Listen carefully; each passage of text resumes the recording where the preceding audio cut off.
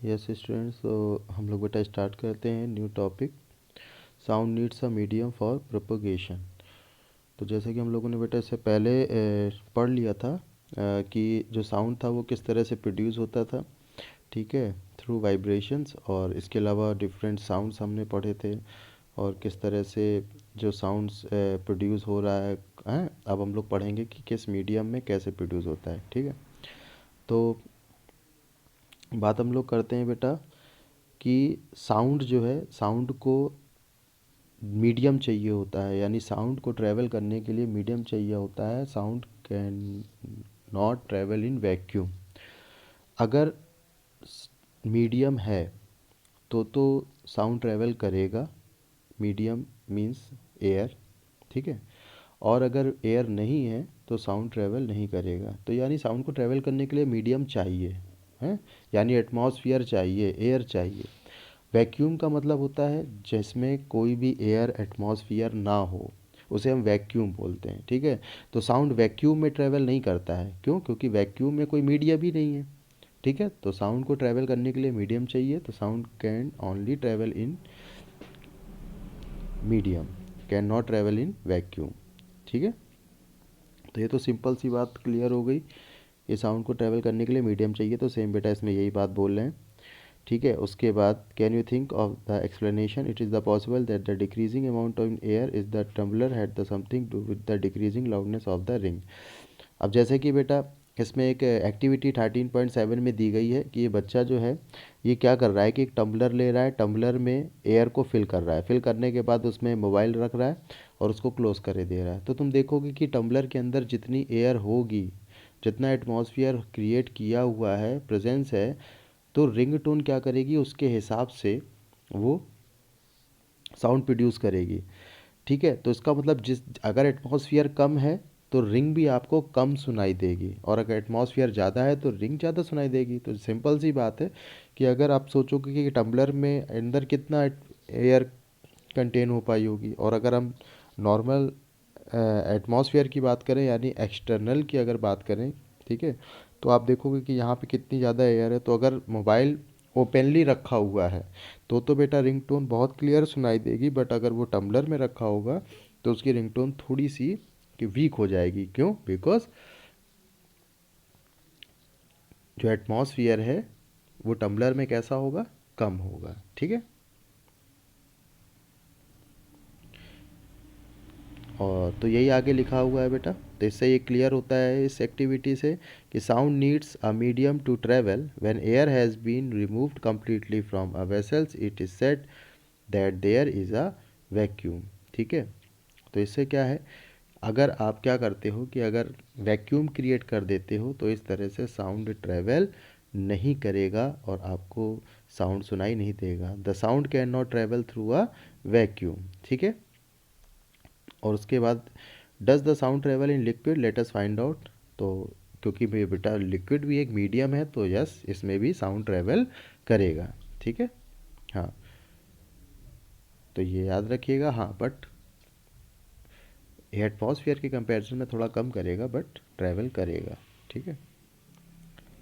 Sound सबसे ज़्यादा travel, सबसे अच्छा जो साउंड ट्रैवल करता है वो बेटा सॉलिड में करता है, ठीक है।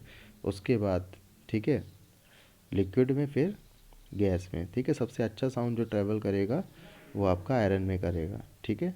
हाँ, कभी भी आप रेलवे ट्रैक पे जाओ तो ट्रेन अगर 2 से 3 किलोमीटर दूर भी होगी, ट्रेन आपको नज़र नहीं भी आ रही होगी, तो आप रेलवे ट्रैक जो आपका आयरन का होता है, आप उसमें आप अपना जो है कान लगा के सुनेंगे तो आपको आवाज़ सुनाई देगी ट्रेन के आने की, ठीक है ना। तो ये इसलिए इससे इस एक्टिविटी से कंफर्म होता है कि साउंड जो है वो सॉलिड में सबसे अच्छा ट्रैवल करता है, फिर लिक्विड, फिर गैस, ठीक। तो यानी कि ये एक्टिविटी 13.8 है, देख के समझ में आ रहा है कि साउंड इसमें ट्रैवल करेगा, ठीक है। फिर एक्टिविटी 13.9 है, जैसा कि छोटे में हम लोग खेलते थे, ठीक है। इसमें क्या है कि जो एक स्टिक बच्चों ने ली हुई है, और वाला स्टिक है, जैसे वुडन की हो सकती, मेटल की लेंगे तो ज़्यादा बेस्ट है। तो एक साइड क्या है कि बच्चा हिट कर रहा है और दूसरे साइड वो बच्चा कान में लगा है, तो जो हिटिंग कर रहा है ना, तो इसके अनदर साइड जो है वाइब्रेशन के थ्रू जो साउंड प्रोड्यूस हो रहा है वो बहुत क्लियर उसको सुनाई देगा। तो अच्छी बात ये है कि ये एक मेटल का है, तो एक ये सॉलिड हो गया, और सॉलिड में साउंड बहुत अच्छा ट्रैवल करता है, यानी इसको साउंड बहुत अच्छा सुनाई देगा। यही एक एग्जांपल है स्टेथोस्कोप का, जो डॉक्टर यूज़ करते हैं। आप देखोगे उसमें जो हार्ट बीट होती है बेटा, वो बहुत क्लियर सुनाई देती है। ठीक है, जो नॉर्मल हार्ट बीट होती है, अगर आप उसे स्टेथोस्कोप से सुनोगे तो बहुत क्लियर सुनाई देगी। तो ये एक बेस्ट एग्जांपल है। ठीक है, उसके बाद देखेंगे बेटा नेक्स्ट एक्टिविटी में, ये देखेंगे इसमें टेबल है, वो डेस्क पे अपना ईयर रखे हुए है और एक उसको हिट कर रहा है, तो उसको बहुत क्लियर सुनाई देगा, बहुत तेज़। और दूसरा है देखो, जिसे टॉय टेलीफोन बोलते हैं, आपने देखा होगा, हम लोग तो छोटे में मैच स्टिक वगैरह में थ्रेड बांध के यूज़ करते थे। सेम इसमें भी इसी तरह का कुछ यूज़ किया गया है।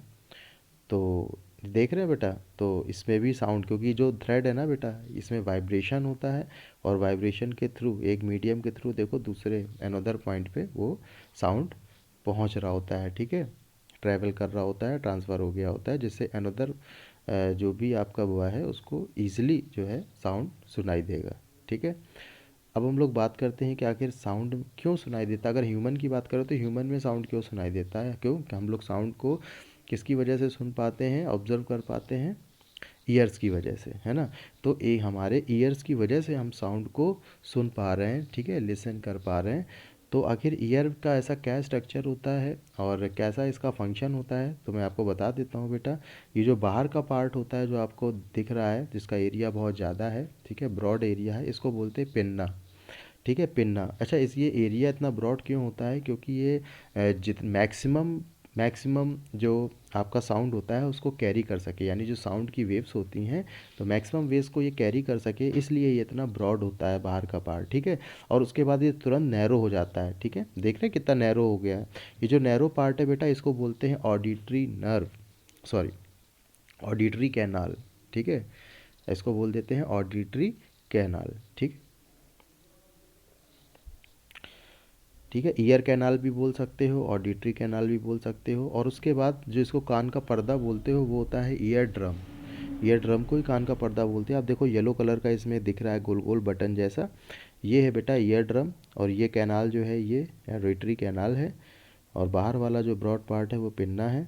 और इसी में जो बेटा साउंड हिट करता है, और इसी में वाइब्रेशन होता है। इसमें 3 बोन्स होती हैं, ठीक है, 3 स्मॉल बोन्स होती हैं। और फिर एक बोन से दूसरे बोन में वाइब्रेशन होता है, दूसरे से तीसरे बोन में वाइब्रेशन होता है। फिर वो वाइब्रेशन आगे जाता है कॉकलिया में। ये जो आपको जलेबी जैसा घुमा हुआ पार्ट दिख रहा है, ये है कॉकलिया। ठीक है, ये बेटा इसमें लिक्विडी सब्सटेंस फील होता है, जो वेव्स के फॉर्म में साउंड को आगे ट्रांसफ़र करता है। और ये जो सबसे लास्ट में आप टेल जैसी देख रहे हो, ये है नर्व, और इसको बोलते हैं ऑडिटरी नर्व, जो का डायरेक्टली कनेक्शन होता है ब्रेन से। तो जो भी आप साउंड सुनते हो वो डायरेक्टली ब्रेन में मैसेज पहुंच जाता है। ठीक है, तो ये बेटा हमारे ईयर का फंक्शन होता है। ठीक है,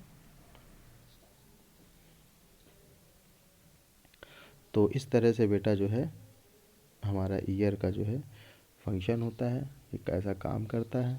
ठीक है, और इस तरह से जो है हम लोग कोई भी साउंड को ऑब्ज़र्व कर पाते हैं, ठीक है, सुन पाते हैं। ठीक है बेटा,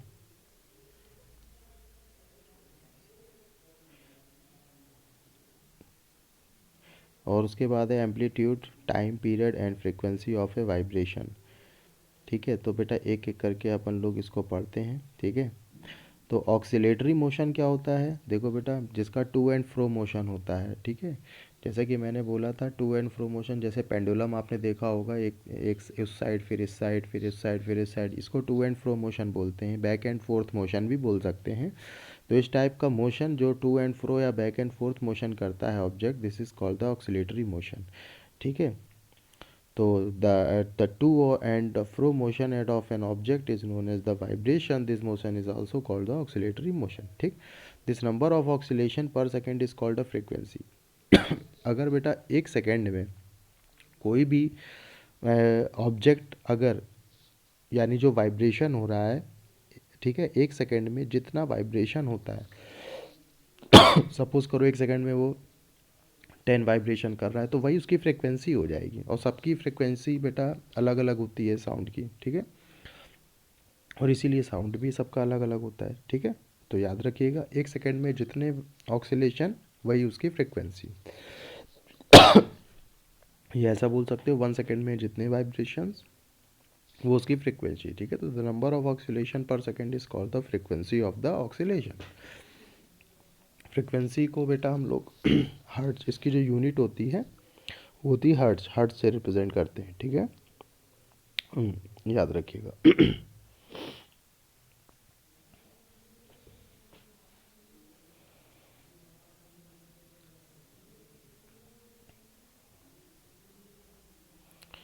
उसके बाद हम लोग बात करते हैं बेटा एम्पलीट्यूड की। तो एम्पलीट्यूड क्या होता है, ये एक डिस्टेंस को बताता है, यानी हम इसका हमारा जो साउंड है वो कितना लाउड है, कितना हाई पिच का है, कितना श्रिल है, ये हमको एम्पलीट्यूड से पता चलता है। तो एम्पलीट्यूड एक डिस्टेंस को डिफ्रेंशिएट करता है, ठीक है, बताता है।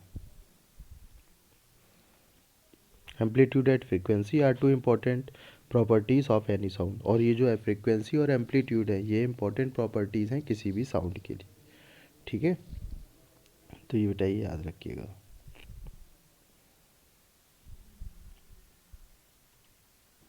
अब देखो, जैसे कि बात करते हैं, loudness of sound is proportional to the square of the amplitude. जो बेटा लाउडनेस होती है वो डायरेक्टली प्रोपोर्शनल होती है एम्पलीट्यूड के, ठीक है। यानी जितना लाउडनेस आप बढ़ाओगे, ठीक है, एम्पलीट्यूड जितना इंक्रीज़ करोगे लाउडनेस भी उतनी इंक्रीज़ होगी, ठीक है। यानी जितना लाउडनेस इंक्रीज़ होगा एम्पलीट्यूड भी उतना बढ़ा हुआ होगा, ठीक है। तो ये मतलब होता है। और इसको लाउडनेस को हम लोग एक्सप्रेस करते हैं डेसिबल से। तो इसका सिंपल सी बात है कि लाउडनेस किस पे डिपेंड करता है, एम्पलीट्यूड पे, या एम्पलीट्यूड किस पे डिपेंड करता है, लाउडनेस पे, ठीक है। और इसको हम लोग डेसिबल यानी डीबी से रिप्रेजेंट करते हैं, एक्सप्रेस करते हैं। इसकी जो यूनिट होती है वो डेसिबल होती है, ठीक है। शॉर्टकट में डीबी लिख सकते हैं। अब जैसे नॉर्मल ब्रीथिंग है तो वो 10 डेसिबल की होती है, जो हमें सुनाई नहीं देती है। सॉफ्ट विस्पर, खुसर पुसर करते हैं, 30 डेसिबल का होता है। नॉर्मल जो कन्वर्सेशन होती है 60 डेसिबल, यानी 60 डेसिबल की नॉर्मल हमें ईजिली सुनाई देती है। बिजी ट्रैफिक जो थोड़ा इरिटेटिंग वाला होता है 70 डेसिबल का होता है। और फैक्ट्रीज़ वगैरह से जो साउंड आता है वो तो बहुत ही हार्मफुल होता है, वो 80 डेसिबल का। यानी 80 डेसिबल के जो भी ऊपर के साउंड होते हैं वो बहुत ही हार्मफुल होते हैं। The loudness of sound depends on the amplitude. देखिए लिखा हुआ है कि जो लाउडनेस है साउंड की वो डिपेंड करती है एम्पलीट्यूड पे। When the amplitude of vibration is large, the sound produced is loud. When the amplitude is small, the sound produces feeble. यानी कि जितना एम्पलीट्यूड बेटा ज़्यादा होगा, लार्ज होगा, उतना साउंड आपका लाउड होगा, ठीक है। लाउड यानी बेस वाला भारी साउंड होगा, रोर।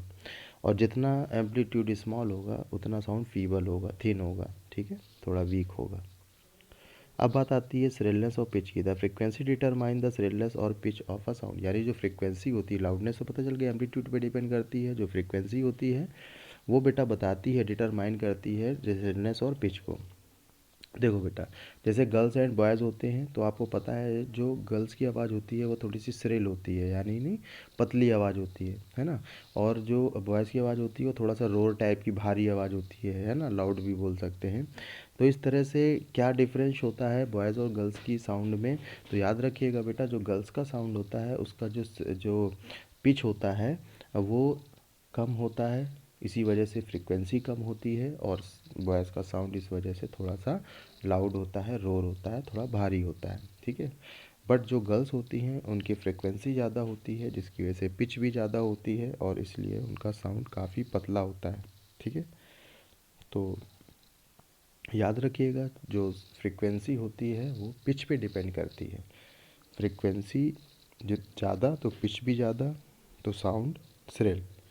फ्रीक्वेंसी कम तो पिच भी कम, तो साउंड, ठीक है, वीक, रोर, ठीक है। अब जैसे ड्रम है तो ड्रम की आवाज़ देखते हैं, अब ज़्यादा दूर नहीं जाती है लेकिन काफ़ी मतलब इरिटेटिंग नहीं लगती है ना। तो ये बेटा एग्ज़ाम्पल हो सकता है आपका लाउड का, ठीक है। यानी कि इसकी फ्रीक्वेंसी कम है, फ्रीक्वेंसी कम है, पिच कम है, इस वजह से साउंड लाउड है। लेकिन अगर ब्रिसल्स की बात करें देख तो काफ़ी इरिटेटिंग होता है, चुभने वाला है ना। तो ये एग्ज़ाम्पल हो सकता है आपका कि फ्रिक्वेंसी ज़्यादा, पिच ज़्यादा, इसलिए साउंड श्रिल। ठीक है, तो ये एग्जांपल हो सकते हैं। ठीक है, तो ये पूरा बेटा वही लिखा हुआ है। ठीक है, तो जिनकी आवाज़ चुभने वाली होती है उनमें श्रिलनेस ज़्यादा होता है, और जिनमें जैसे डीजे वगैरह है, आप डांस करते रहते हो, आपको इतना प्रॉब्लम नहीं होता है, तो वो उसमें श्रिलनेस बिल्कुल नहीं होती है। ठीक है, वो रोर होता है, साउंड लाउड होता है। ठीक है, और जितने स्पीकर्स वगैरह आपने देखे होंगे भोंपो जो लगे होते हैं, है ना, तो वो कितने इरिटेटिंग होते हैं, तो उनमें श्रिलनेस ज़्यादा होती है इस वजह से। ठीक है, फ्रिक्वेंसी ज़्यादा होती है। अब आगे नेक्स्ट है ऑडिबल एंड इनऑडिबल साउंड, वो बेटा हम लोग नेक्स्ट क्लास में करेंगे। ठीक है, okay, thank you, have a nice day.